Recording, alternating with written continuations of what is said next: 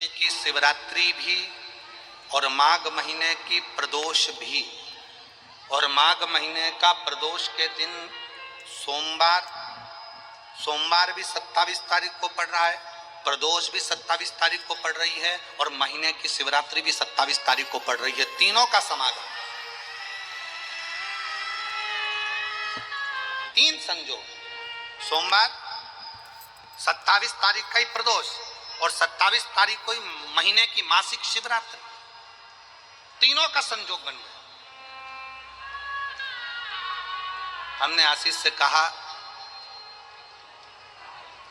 दुनिया के लोग कुंभ में त्रिवेणी के घाट पर जा रहे हैं, पर मेरे भोले बाबा ने यहां त्रिवेणी इकट्ठी कर दिया है। मेरे एक निवेदन सभी श्रोता बहन भाइयों से, कथा आस्था चैनल पर जो सुन रहे हैं, फेसबुक यूट्यूब पर जो सुन रहे हैं और पंडाल में बैठकर जो सुन रहे हैं, जिस दिन दिल से हारो ना,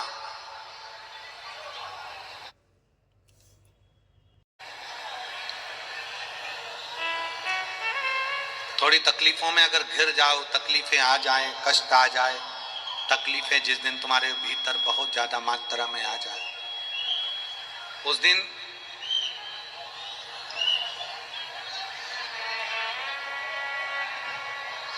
तीन बेलपत्र, एक बेलपत्र में पीला चंदन, बीच वाली पत्ती। जिस दिन तुम्हें लगे कि मैं बहुत दुखी चल रही हूं और मेरा काम हो ही नहीं रहा, बहुत तकलीफ की जिंदगी चल रही है, कोई हाथ पकड़ने वाला नहीं है, कोई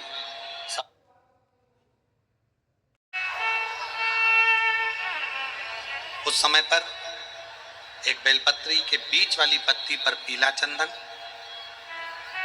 दूसरी पत्ती पर लाल चंदन और तीसरी पत्ती पर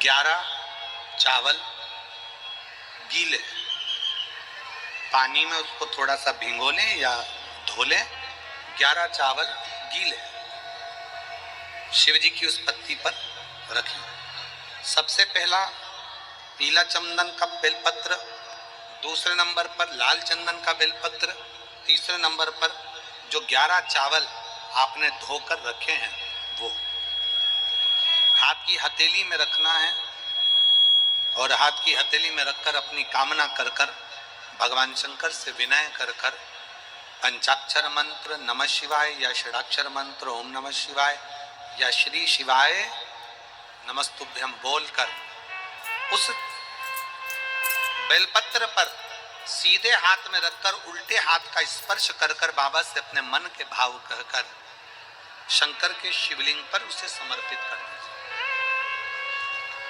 एक ही लोटा जल, जहां से जल बहता है अशोक सुंदरी वाली जगह, एक ही लोटा जल, जहां से जल बहता है उस जल बहने वाली जगह पर 3 बार उस जल को अपनी कामना कर कर श्री शिवाय नमस्तुभ्यम या पंचाक्षर मंत्र या षडाक्षर मंत्र बोलकर 3 बार उस स्थान पर गिरा दीजिए।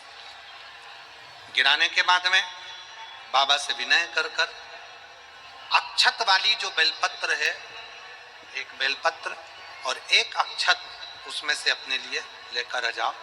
उसको 2 महीना 3 महीना अपने घर में रखिए। जितना भी दुख है धीरे धीरे बाबा समाप्त कर कर खुशियां घर में लेकर आता ही, दुख समाप्त होगा, खुशियां घर में आएगी। ये आज जो शंकर के शिवलिंग की आराधना करेगा, पूजन करेगा, उसके घर में 2 देवियां सदा सदा विराजमान रहेंगी।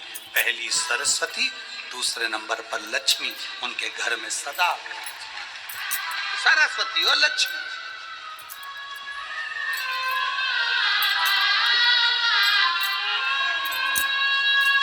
एक देवी का फूल होता है, शायद मुझे उम्मीद है कि आप सब जानते होंगे। एक देवी का फूल होता है जिसको जायसोन या गूलर का फूल भी कहते हैं, घंटी वाला फूल भी कहते हैं, लाल कलर का होता है। काय का बोलते हैं इधर? गुड़ल, गुड़र का फूल, जायसवान का फूल लाल कलर का होता है, जिसमें घंटी निकली रहती है एक छोटी सी, उसमें पीले पीले पीले पीले दाने रहते हैं।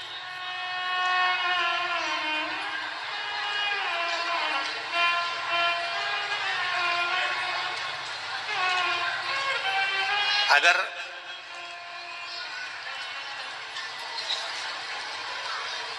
मान लो कोई बेटा बेटी, कोई लड़का लड़कियां, कोई बेटा बेटी, नवयुवक बच्चे या बहुएं या कोई अन्य व्यक्ति भी कोई कार्य चालू कर रहा है, मान लो कोई कार्य आप चालू कर रहे हैं, एजुकेशन के लिए बढ़ रहे हैं, या आपने कोई लक्ष्य बनाया है कि मुझे इस कंपटीशन एग्जाम में बैठना है, इस कंपटीशन एग्जाम में बैठना और मेरा इसमें पास होना जरूरी है, और मैं जो चीज पढ़ती हूं ना मैं भूल जाती हूं, मैं अध्ययन करता हूं और भूल जाता हूं। कई माताएं भी ऐसी हैं 40, 45, 50 साल, 60 साल की हो गई, 60, 70 साल की हो रही हैं, कई बार कह देती है मेरी याददाश्त ठीक नहीं है, मैं कोई सामान रखती हूँ भूल जाती हूँ, मेरी याददाश्त में नहीं रहती। कोई भाई भाई लोग कह देते हैं मेरी याददाश्त में नहीं रहता, भूल जाता हूँ। कोई कहकर गया मुझसे बात कर लेना और मैं भूल गया कि मेरे को उससे बात करना था। कई बार मुझे मनी मंजिल तक पहुंचना है। तो शिव महापुराण की कथा कहती है आप अपने परिश्रम को 4 गुना बढ़ाओ, मेहनत 4 गुना करो, पढ़ाई 4 गुना करो, अध्ययन 4 गुना करो, दिन रात एक कर दो। और साथ में जो अशोक सुंदरी की जगह है, ये शिवलिंग समझ लेना जरा, ये जलाधारी पार्वती जी का हस्त कमल, ये शिवलिंग, ये जलाधारी, और यहां से जल बहता है। राइट में गणेश जी, लेफ्ट में कार्तिकेय जी, और बीच में जम के बोलो जरा अशोक सुंदरी। ये बीच की जगह जो घंटी वाला फूल होता है, जिसको आप लोग जायसवान बोले कि आपके क्षेत्र में गुलर बोले, देवी जी को चढ़ता है। देवी जी का अति प्रिय पुष्प, माता रानी का वो लाल पुष्प अति प्रिय। उसी पुष्प को ये बेलपत्र की जो डंडी होती है, बेलपत्र की जो डंडी का भाग होता है, उस घंटी का भाग उसी डंडी की ओर होना चाहिए। जैसे फूल की जो अंदर की घंटी जो निकली हुई है, उसका भाग ऐसा डंडी की ओर होना चाहिए। मतलब आपको बेलपत्री पर ये फूल को इस तरह से रखना पड़ेगा, मतलब उसका जो घंटी का भाग है, लाइए फूल लाओ, जेरा फूल मिल गया, वो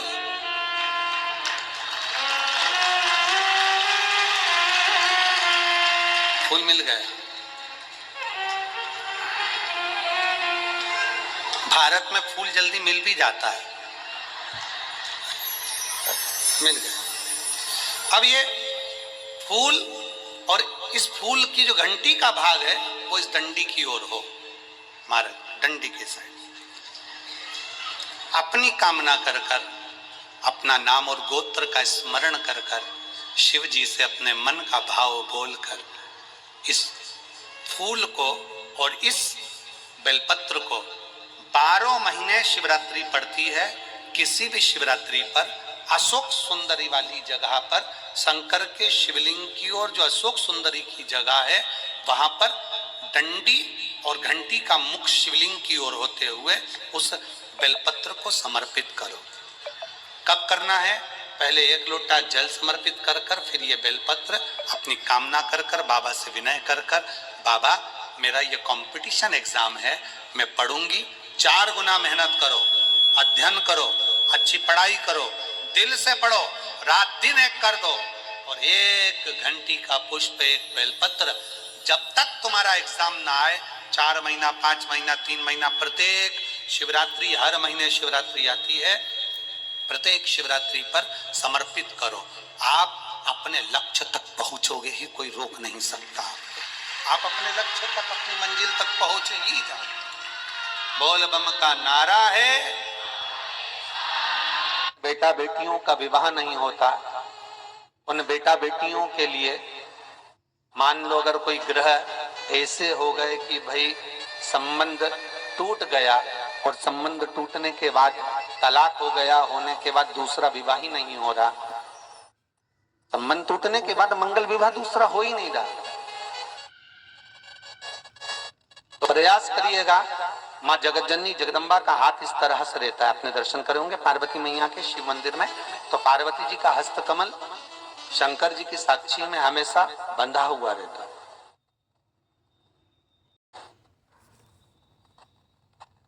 शिव की साक्षी महाराज प्रदोष काल में, प्रदोष के दिन कभी भी किसी भी प्रदोष के दिन, वैसे तो मूल है इसमें सोम प्रदोष का वर्णन, सोमवार की जो प्रदोष पड़े उसका मूलता माना गया है, पर आप प्रयास करना कि किसी भी प्रदोष के दिन जिसका तलाक हो चुका हो, जिसका संबंध खराब हो चुका हो, संबंध हो ही नहीं रहा हो वापिस से,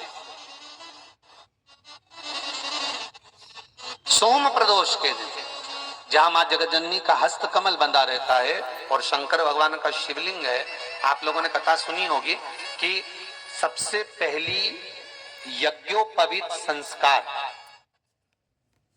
सबसे पहला यज्ञोपवीत संस्कार किसका हुआ था और किसने किया था? महाराज सबसे पहला यज्ञोपवीत माता ललिता देवी ने भगवान शंकर को यज्ञोपवीत धारण करवाया था।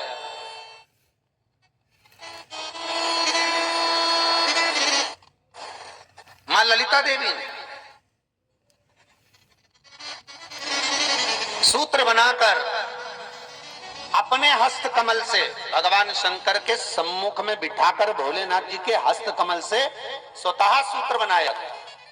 भगवान शंकर प्रसन्न हो गए थे, बहुत प्रसन्न भोलेनाथ जी, इसलिए शंकर भगवान ने ललिता देवी को 2 वर दिए थे, एक किसी का अश्रु नहीं देखूंगा, दूसरा जो यज्ञोपवीत समित समर्पित करेगा, यज्ञोपवीत का भाव जो मुझे देगा उसके जीवन में बाधाओं को हर लूंगा। इसलिए आज भी हिंदू धर्म में देवताओं को जो यज्ञोपवीत चढ़ाया जाता है वो उलझा हुआ नहीं होना चाहिए। देवताओं को जो यज्ञोपवीत चढ़ता है उसको सुलझा कर चढ़ाया जाता है, समर्पित करेगा। अब कई विद्वान ब्राह्मण ऐसा कैसे यज्ञोपवीत में हल्दी लगाकर छोड़वा देते हैं, परंतु वो उलझा हुआ रहता है, वो सुलझा हुआ अगर चढ़ाएगा तो जो जजमान पूजन कर रहा है, जो जजमान पूजन में लगा हुआ है, उसको पूर्ण फल की अनुभूति हो, पूर्ण फल का प्राप्ति हो और ब्राह्मण भी बंधन से मुक्त हो। ललिता देवी जी तो हमारे यहाँ भौम सोमवार का जो प्रदोष हो, उस प्रदोष के दिन जिसका मंगल विवाह नहीं हो रहा है, सारी तकलीफें झेल रहे हो, बहुत कष्टप्रद हो, तो माँ का जो हस्त कमल है उस हस्त कमल से लेकर शंकर भगवान के शिवलिंग तक एक कच्चे सूत की धार बनाई जाती है। महाराज 6 धार कच्चे सूत की बनाई जाती है। यहाँ शंकर भगवान का शिवलिंग है, यहाँ माता का हस्तकमल है, हस्तकमल से चालू होकर शिवलिंग, शिवलिंग से चालू होकर हस्तकमल, ऐसी 6 धार बनाई जाती है माता। और धार बनाकर उस धार पर माखन का लेपन किया जाता है भगवान शिव। जैसा ललिता माता ने भगवान शंकर से वर प्राप्त करा था, उसी तरह फिर उस लेपन को लगाने के बाद उसको उतारकर उसी को लपेटकर शंकर भगवान पर उसको चढ़ा दिया जाता है, मात्र अपनी मंगल विवाह की कामना कर। अगर कोई कुंवारी अवस्था में कर रहा है तो उसमें हल्दी लगाए, और अगर कोई शादी होने के बाद, संबंध टूटने के बाद दूसरी शादी के लिए कर रहा है तो उसमें हल्दी ना लगाए, बस इतना अंतर रहता है।